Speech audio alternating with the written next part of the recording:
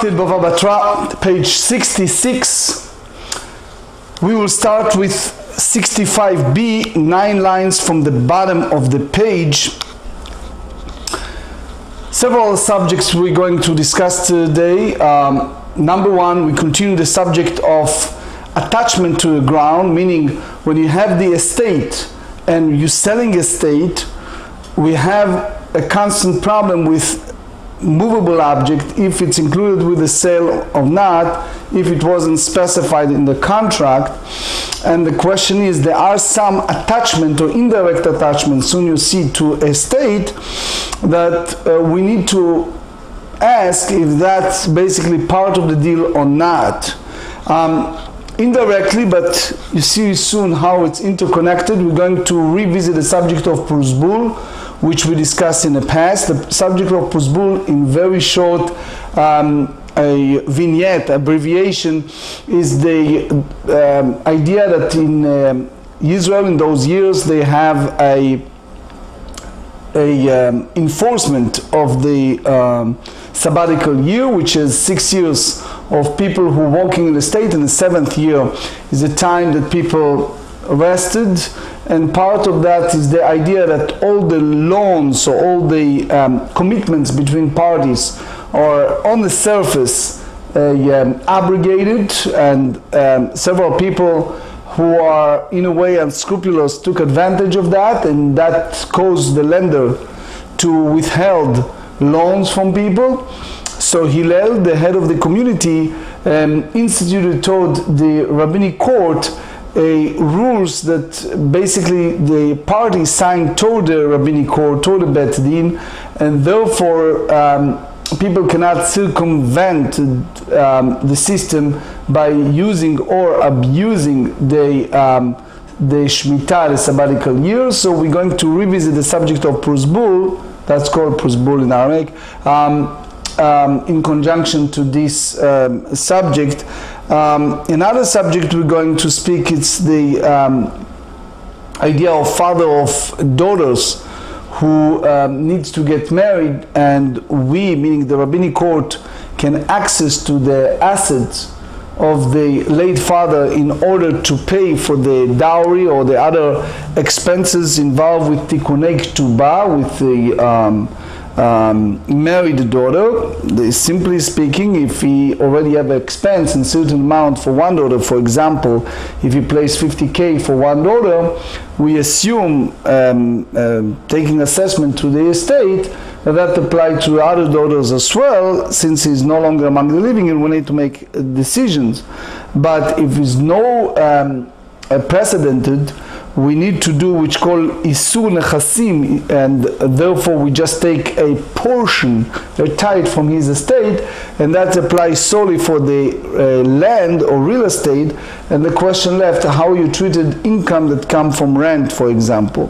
So as we said, we start with 65b, 9 lines from the bottom of the page.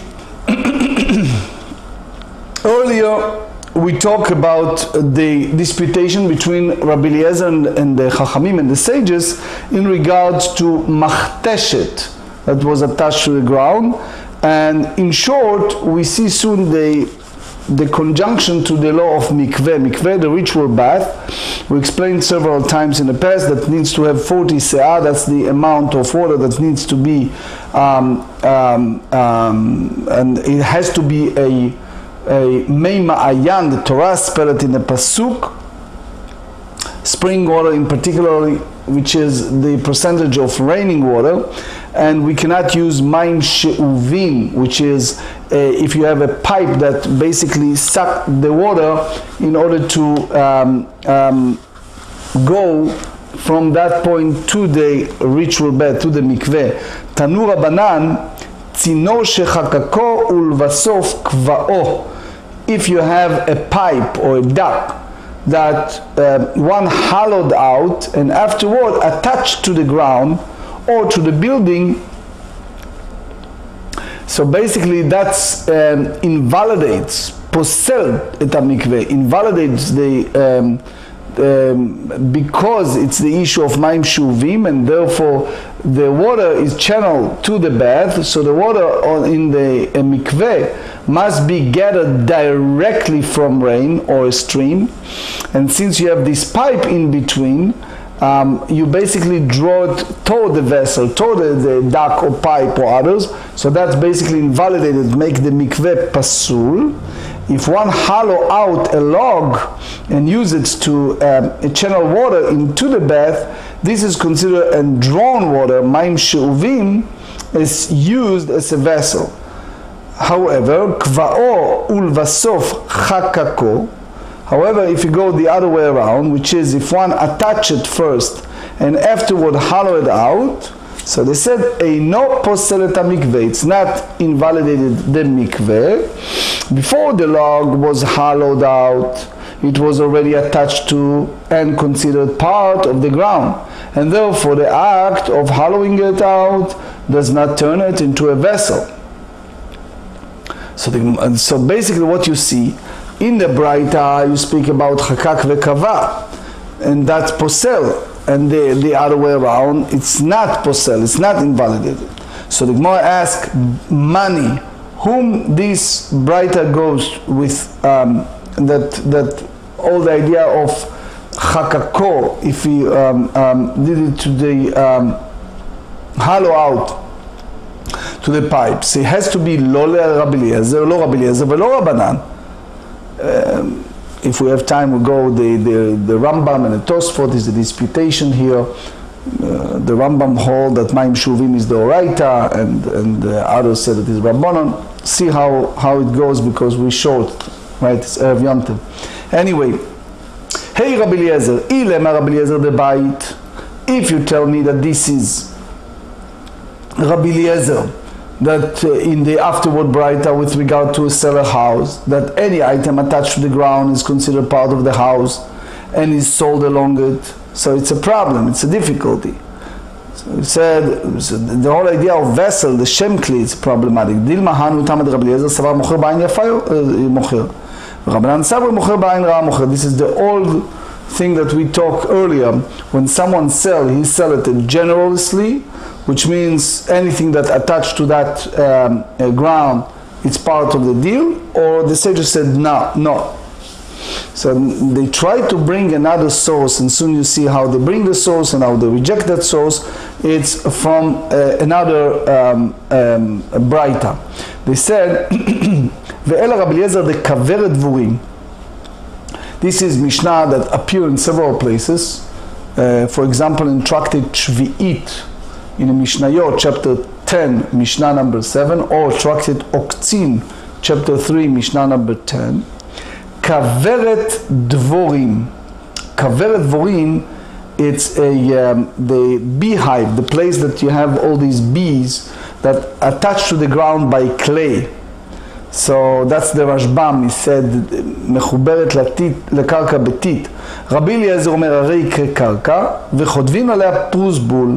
Rabbi Eliezer said that it's considered as like a land, so a person can write the documents that prevent the prosbul, the sabbatical year, from canceling it out the death, as we explained in the introduction, that's the way to circumvent or circumnavigate the system based upon it.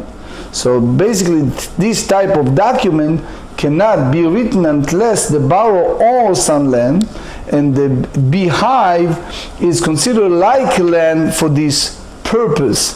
The Rashbam explained that it's basically equivalent to other entity that use, and therefore, page 66, ואינה מקבלת טומאה במקומה. So basically, when it's come to the kaveret, the beehive, so it's not a recipient, not susceptible of ritual impurity, the way that we're dealing with other matter, because when it's come to karka, to something that attached to the ground, it's considering the same as is affixed to its place. Think about it, it's not really totally attached to the ground, but you treat it that way. And therefore you have also another application in L'chot Shabbat, 66.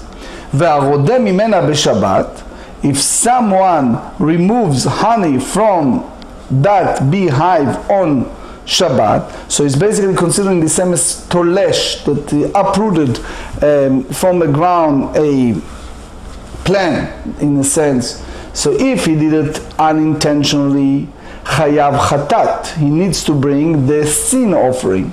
Again, we talk about one that violated one of the 39 type of work that prohibited on Shabbat.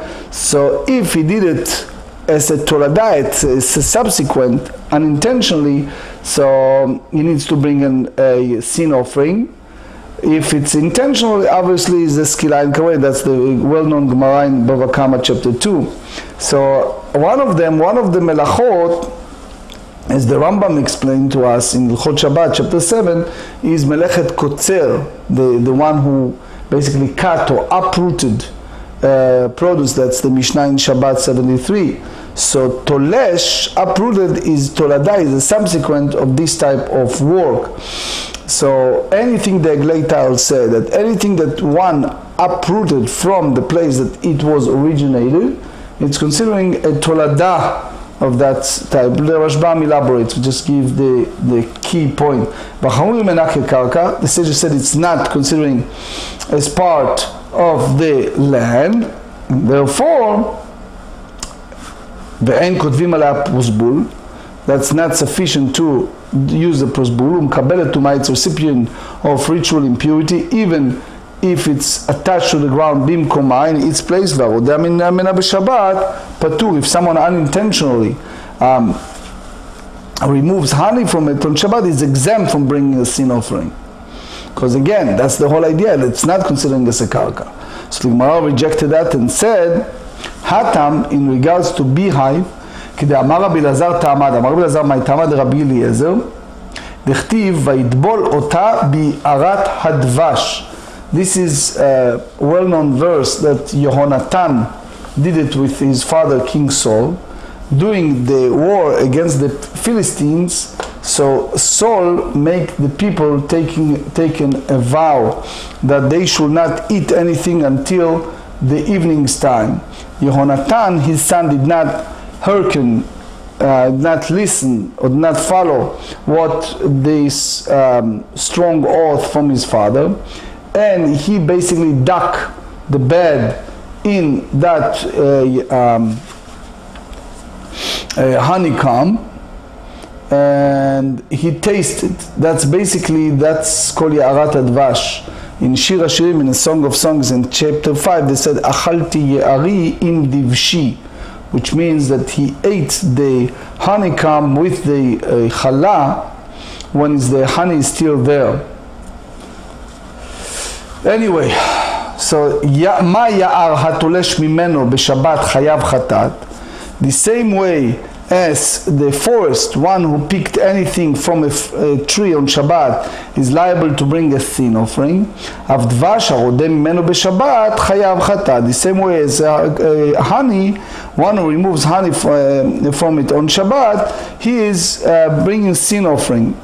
So because the beehive is treated like land. So what you see here, that Rabbi Eliezer relies here on the special derivation, but it's not really direct connected to the vessels. So we in short, we cannot derive anything from this Rabbi Eliezer view when it's come to this type of pipe.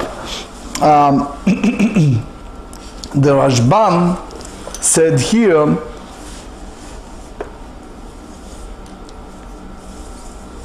וקרא ליער והלכה קרשים מחובר ואפילו אין כוורת מחוברת ממש בקרא. Even the beehive is not totally attached to the ground.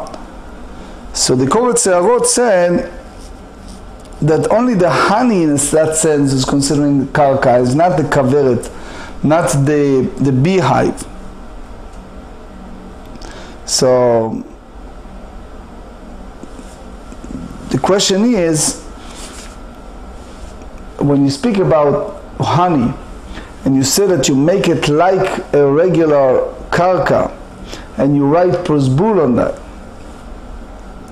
For example, we mentioned the view of Shabbat that is considering kotzer, one of the melachot.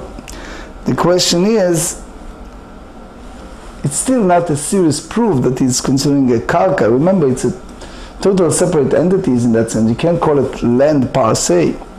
So, Gilyonot Hashas, Kilot Yaakov, you bring the Tosfot in 65b, and he said as follows, I'm just reading it, נראה כוונתם ז"ל הוא דלמסקנה הוא הדין כקרקע קאי לקנות הדבש בכסף שטר וחזקה ולא לקנותה אינו כברת עצמה.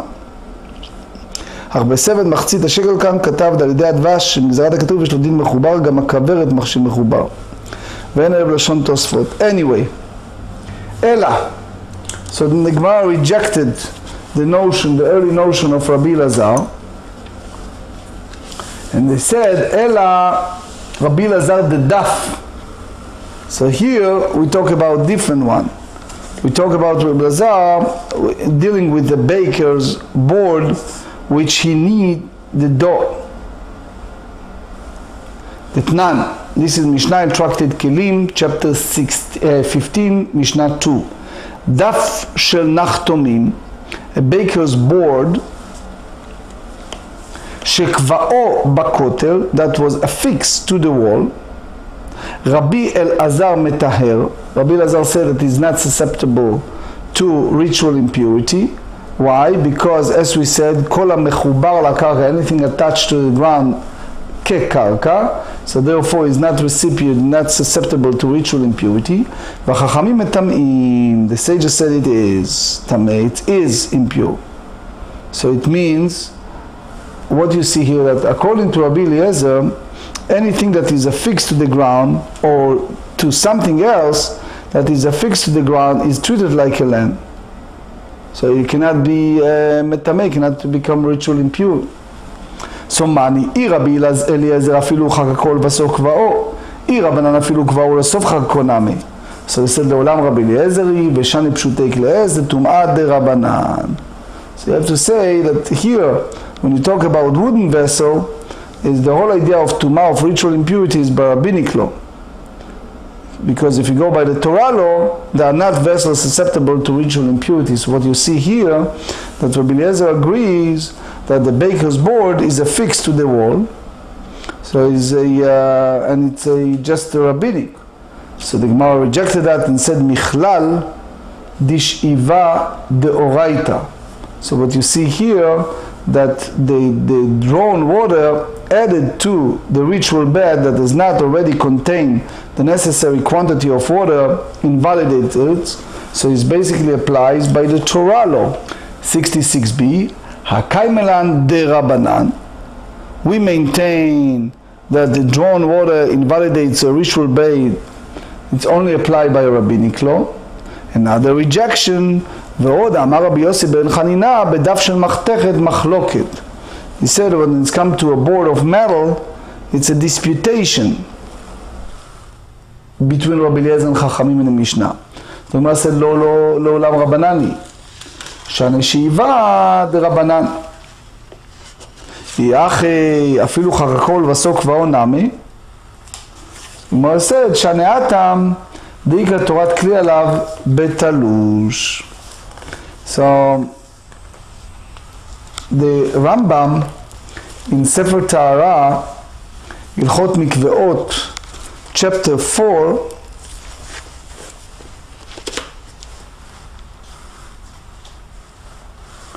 he said that even if a mikveh is filled entirely with drawn water, it is invalid only by rabbinic law. And the Levush maintained that is also the opinion of the Shulchan Aruch in Yoredea 201. The Rema, citing Rabbeinu Shimshon of Shantz and the Rosh, writes that only if less than half of the ritual bath's minimum volume is completed by drawn water, is Maim Shuvim, is it invalid by rabbinic law? But if a half is more completed by drawn water, is invalid by Torah law. The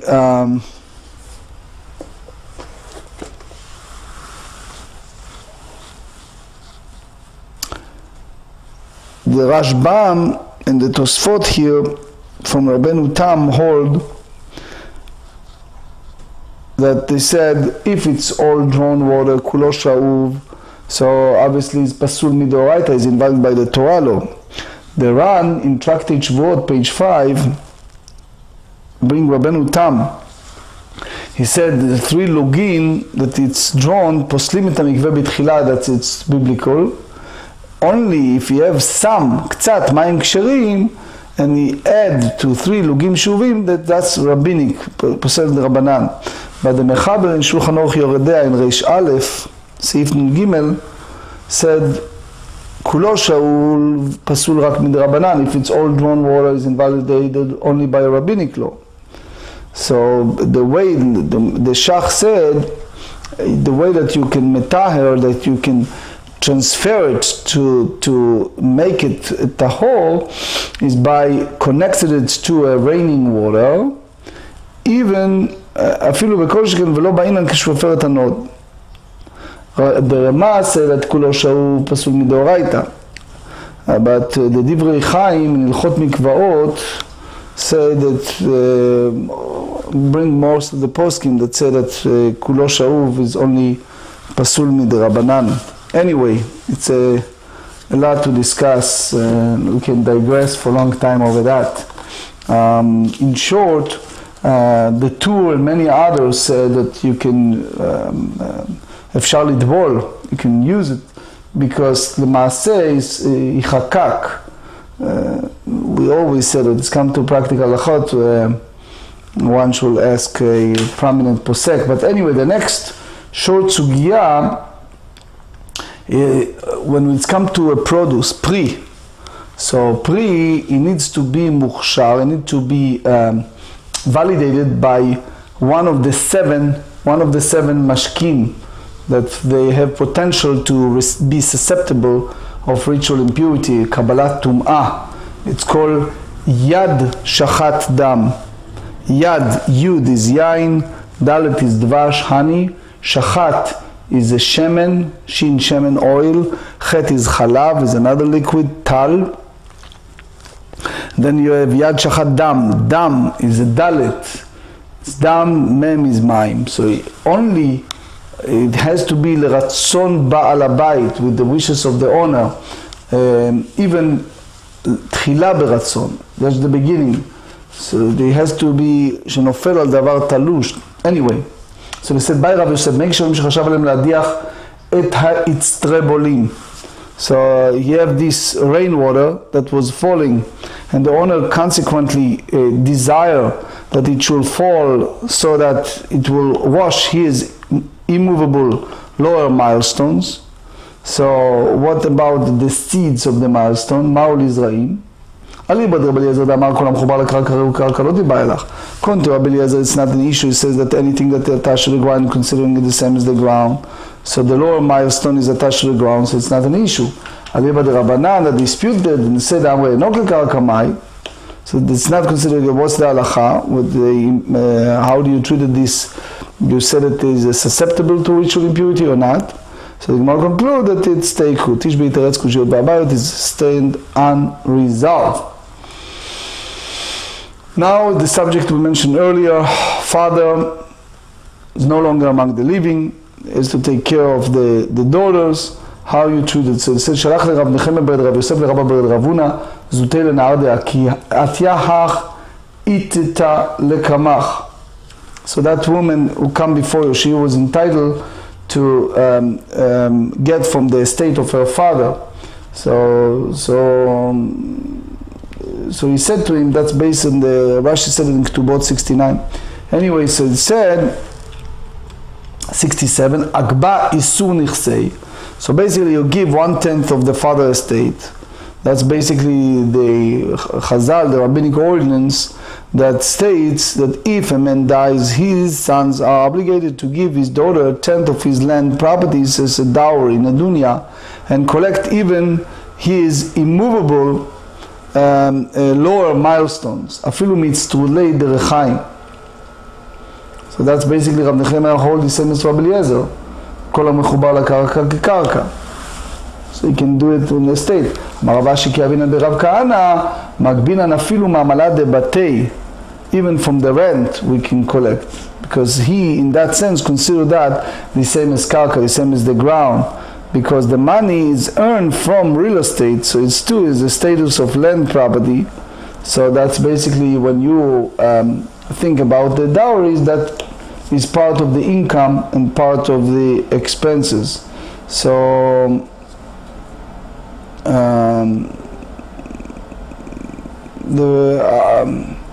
Ritva and the Rimigash and others hold that you see it also in the Rashbam in Ilchot Ishut chapter 20. It says a daughter's dowry can also be collected from the rent generated by property left by her father. That's basically a Rashi opinion. That's the halacha only if the payment date has not arrived and the heirs have not collected the rent from the time that he has passed. If the rental period was concluded and the money for rent has been collected, so the Rema, citing the Tur, said that the dowry cannot be collected from the money. Now, with the Even HaEzer, the Shulchan Aruch and Even HaEzer in 113, nowadays, when the marriage contract, the Ketubah payment, and its stipulations are collected from movable property, so a daughter's dowry may also be collected from movable property. And as we said, that's the Rema on Shulchan Aruch Even HaEzer 113.